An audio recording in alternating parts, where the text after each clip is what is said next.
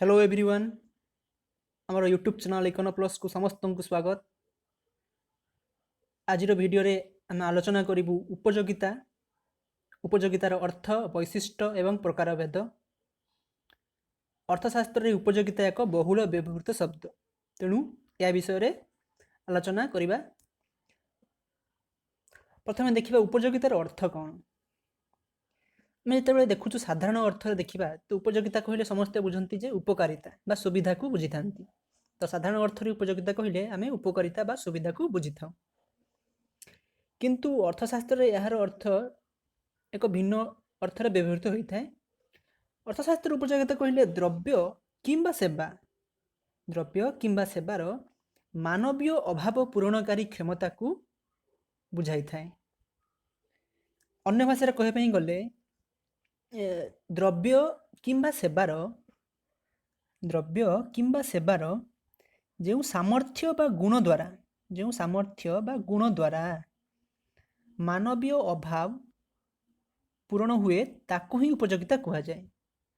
तेणु उपयोगिता कहले गुण और सामर्थ्य को बुझाई था, जहाँ द्वारा कि आमर मानविक अभावटी पूरण होता है।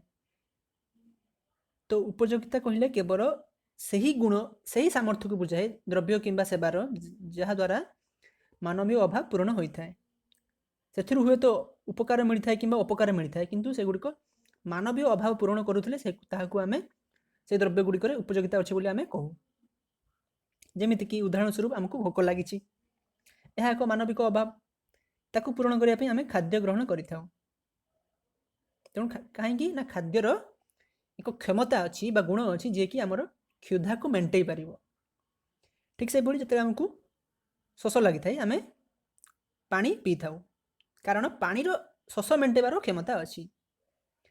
ठीक से भाई जिते आम असुस्थ होता आम डाक्तर पाखु जाइथाउ, कारण डाक्तर पाखरे क्षमता अच्छी जी आमको रोग भल करें। तेणु आम ए बुझिलु खाद्यर क्षुधा निवारण कर क्षमता थाए, जलर तृषा मेंटेबार क्षमता थाए एवं डाक्तर चिकित्सा द्वारा रोग भल होबार क्षमता थाए। तेणु द्रव्य किंबा सेवार जो सामर्थ्य बा गुण द्वारा मानवीय अभाव पूरण हुए ताहाकू उपयोगिता बोली कहा जाए। एबे जीवा तार केतेक गुरुत्वपूर्ण वैशिष्ट्य विषय रे। उपयोगितार वैशिष्ट्य प्रथम वैशिष्ट्यटी होची उपयोगिता उपादेयता ठारू भिन्न, जहाँकि आम साधारण भाव में कहूँ जे उपयोगिता माने यार उपादेय थी बार उपकार थी, किंतु केतेक द्रव्य सेवा एपरी जेगुड़िक आमको उपयोगिता प्रदान करें, किंतु सेगुड़िक उपादेयता नुहे। उदाहरण स्वरूप आम देखिपर गोटे धूम्रपानकारी सिगारेट उपयोगिता पाई था, कहीं ना सिगारेट पीवा फल जो मानविक अभाव जो धूम्रपान से पूर्ण कर, किंतु धूम्रपानटी उपकार उपादेय नुहे उपादेय नुहे कहीं नुहे, कारण यह स्वास्थ्य हानिकारक बा क्षतिकारक होता है। तांकर मानविक अभाव पूरण होउची, तांको अभाव होउची धूम्रपान करिबा, धूम्रपान करछन्ते सिगारेट रु, किंतु सिगारेट द्वारा तांकर उपकार मिलु नाही। कहीं ना सिगारेट होउची स्वास्थ्य क्षतिकारक। ठीक से परी जड़े आत्महत्या करने चाहूबा व्यक्ति कौन आवश्यक करते ना विष, तांकर अभावटी विष द्वारा पूरण हो पारुची, किंतु से उपयोगिता मिलूना, उपयोगिता दे न थाए।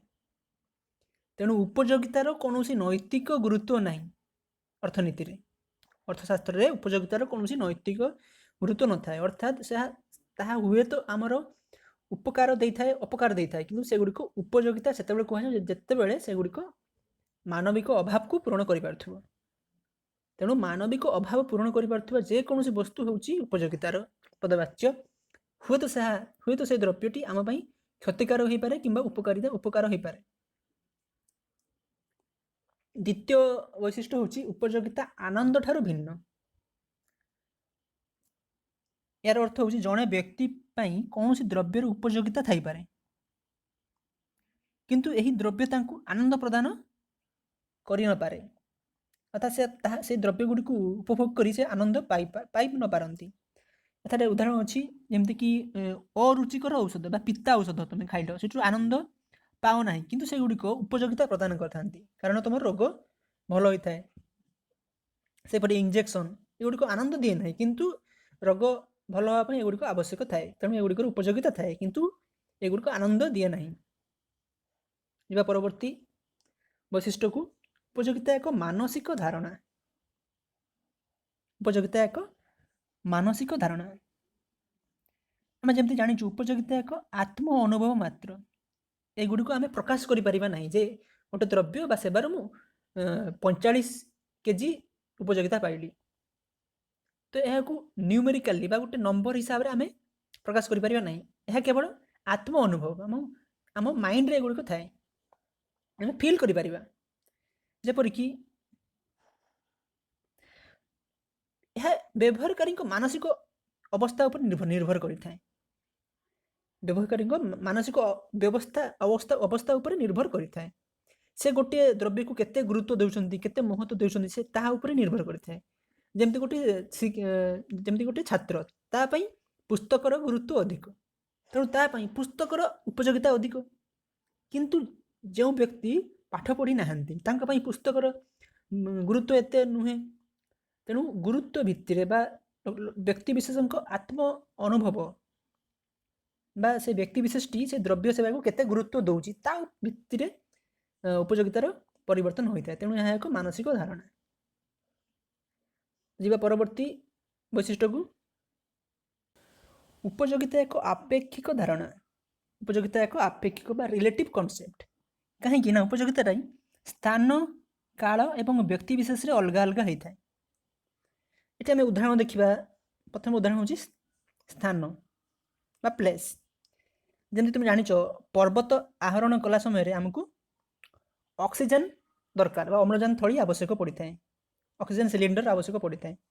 କିମ୍ବା ପାଣି ଭିତରେ, ସମୁଦ୍ର ଭିତରେ ଆମେ ଯେତେବେଳେ ପହଁରିବୁ ସେତେବେଳେ ଆମକୁ ଅକ୍ସିଜେନ୍ ଥଳିର ଆବଶ୍ୟକ ପଡ଼ିଥାଏ, ତେଣୁ ସେ ସ୍ଥାନରେ ଆବଶ୍ୟକ ପଡ଼ିଥାଏ। କିନ୍ତୁ ଅନ୍ୟ ସ୍ଥାନରେ ଅକ୍ସିଜେନ୍ ଥଳି ଆମ ଆବଶ୍ୟକ ପଡ଼ିନଥାଏ।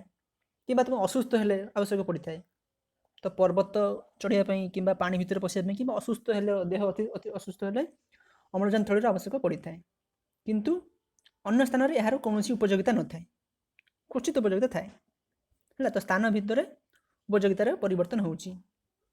ପୁଣି ଦେଖ କାଳ ବା ସମୟ ହିସାବରେ, ନା ଖରାଦିନେ ବିଜୁଳି ପଙ୍ଖା, ଥଣ୍ଡା ପାନୀୟ, ଆଇସ୍କ୍ରିମ୍ ଇତ୍ୟାଦିର ଉପଯୋଗିତା ଅଧିକ ଥାଏ, କିନ୍ତୁ ଅନ୍ୟ ଦିନମାନଙ୍କରେ ଏଗୁଡ଼ିକ କମ୍ ଥାଏ, କେବଳ ଖରା ଦିନରେ ଅଧିକ ଥାଏ।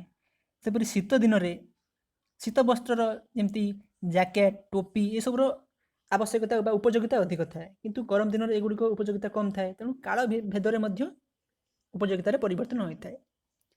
ସେହିପରି ବ୍ୟକ୍ତି ବିଶେଷ, ପର୍ସନ୍ ଟୁ ପର୍ସନ୍ ଭେରି କେମିତି କରିଥାଏ ନା, ଜଣେ ନିରକ୍ଷର ବ୍ୟକ୍ତିଙ୍କ ପାଇଁ ବହିର କୌଣସି ଉପଯୋଗିତା ନଥାଏ, କିନ୍ତୁ ଜଣେ ସାକ୍ଷର ବ୍ୟକ୍ତି ଯିଏ ପାଠ ପଢ଼ନ୍ତି ତାଙ୍କ ପାଇଁ ଏହାର ଯଥେଷ୍ଟ ଉପଯୋଗିତା ରହିଛି।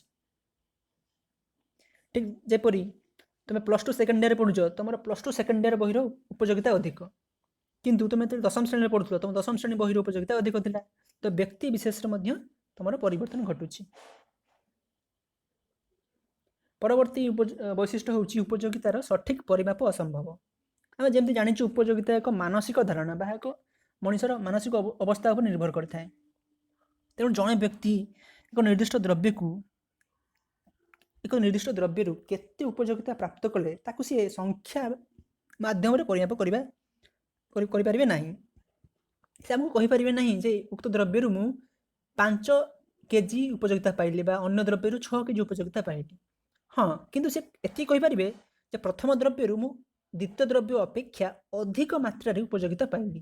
ତେଣୁ ତୁଳନାତ୍ମକ ପରିମାପ ସମ୍ଭବ ବା ଯାହାକୁ ଆମେ କହୁ ଅର୍ଡିନାଲ ୟୁଟିଲିଟି, ଅର୍ଡିନାଲ ମେଜରମେଣ୍ଟ ଅଫ୍ ୟୁଟିଲିଟି ବା ତୁଳନାତ୍ମକ ପରିମାପ। ଆମେ କହିପାରିବା ଯେ ପ୍ରଥମ ଦ୍ରବ୍ୟ ଦ୍ୱିତୀୟ ଦ୍ରବ୍ୟ ଅପେକ୍ଷା ଅଧିକ ଉପଯୋଗିତା ମୋତେ ଦେଲା, କିନ୍ତୁ ପ୍ରଥମ ଦ୍ରବ୍ୟରୁ ଏତେ ମାତ୍ରା ଉପଯୋଗିତା, ଦ୍ୱିତୀୟ ଦ୍ରବ୍ୟରୁ ଏତେ ମାତ୍ରା ଉପଯୋଗିତା ଆମେ ନିର୍ଦ୍ଦିଷ୍ଟ ମାତ୍ରାରେ ଯେଉଁ ସଂଖ୍ୟା ହିସାବରେ ପ୍ରକାଶ କରିପାରିବା ନାହିଁ। କେବଳ ତୁଳନାତ୍ମକ ପରିମାପ ସମ୍ଭବ। ପ୍ରଥମ ଯିବା ଉପଯୋଗିତାର କେତେକ ପ୍ରକାରଭେଦ ବିଷୟରେ ଦେଖିବା। ତ ପ୍ରଥମ ପ୍ରକାରଭେଦ ହେଉଛି ଆକାରଗତ ଉପଯୋଗିତା। ଆକାରଗତ ଉପଯୋଗିତାର ଅର୍ଥ ହେଉଛି କୌଣସି ଦ୍ରବ୍ୟର ଆକୃତି, ଆୟତନ ଓ ରୂପଗତ ପରିବର୍ତ୍ତନ କରାଗଲେ ଯେଉଁ ଉପଯୋଗିତା ସୃଷ୍ଟି ହୁଏ ତାହାକୁ ଆକାରଗତ ଉପଯୋଗିତା କୁହାଯାଏ।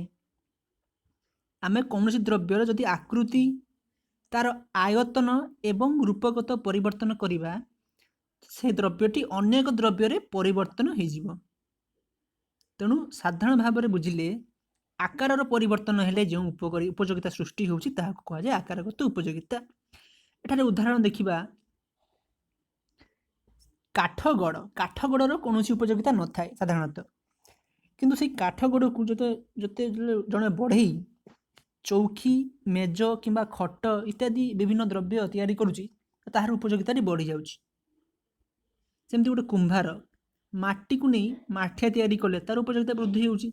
କାହିଁକି ବୃଦ୍ଧି ହେଲା? ନା ତାର ଆକାରରେ ପରିବର୍ତ୍ତନ ଘଟିଲା, ସେଥିପାଇଁ ବୃଦ୍ଧି ହେଉଛି। ଯିବା ପରବର୍ତ୍ତୀ ପ୍ରକାର ଭେଦ ଯେଉଁ ହେଉଛି ସ୍ଥାନ ଉପଯୋଗିତା। କୌଣସି ଦ୍ରବ୍ୟ ଯଦି ଆମେ ଗୋଟେ ସ୍ଥାନରୁ ନେଇ ଅନ୍ୟ ଏକ ସ୍ଥାନରେ ଯାଇ ସ୍ଥାନାନ୍ତରିତ କରିବୁ ତାହାର ଉପଯୋଗିତା ପରିବର୍ତ୍ତନ ହୋଇଯିବ। ଯେମିତି ଦେଖ, ଗୋଟେ ସ୍ଥାନରେ ଗୋଟେ ଦ୍ରବ୍ୟରେ ଅଧିକ ମାନେ ଗୋଟେ ସ୍ଥାନରେ ଗୋଟିଏ ଦ୍ରବ୍ୟଟି ତାର ସପ୍ଲାଏ ଅଧିକ ଅଛି ବା ତାର ଯୋଗାଣ ଅଧିକ ଅଛି, ତ ସେଇ ସ୍ଥାନରୁ କିଛି ଦ୍ରବ୍ୟକୁ ନେଇ ଆମେ ଅନ୍ୟ ସ୍ଥାନରେ ଯଦି ବିକ୍ରି କରିବା ତାହାର ଚାହିଦା ବଢ଼ିଯିବ। ଯେମିତିକି ବଳକା ଅଞ୍ଚଳରୁ ନିଅଣ୍ଟିଆ ଅଞ୍ଚଳକୁ ଚାଉଳ ସ୍ଥାନାନ୍ତରଣ କଲେ ଚାଉଳ ଉପଯୋଗିତା ବୃଦ୍ଧି ପାଇବ। ଠିକ୍ ସେପରି ସମୁଦ୍ରରେ ମାଛ ବହୁତ ଅଛି, ତାର ସପ୍ଲାଏ ଅଧିକ ଅଛି, ତ ସମୁଦ୍ର ମାଛ ଆଣି ଆମେ ଯଦି ବଜାରରେ ପହଞ୍ଚାଇ ଦେଇପାରିବା ତାହେଲେ ମାଛର ଉପଯୋଗିତା ବୃଦ୍ଧି ପାଇବ। ତେଣୁ ଗୋଟିଏ ସ୍ଥାନରୁ ଦ୍ରବ୍ୟ କିମ୍ବା ସେବାକୁ ଆଣି ଅନ୍ୟ ଏକ ସ୍ଥାନରେ ସ୍ଥାନାନ୍ତରିତ କରିବା ଦ୍ୱାରା ଯେଉଁ ଉପଯୋଗିତା ସୃଷ୍ଟି ହେଉଛି ତାହାକୁ କୁହାଯାଏ ସ୍ଥାନ ଉପଯୋଗିତା।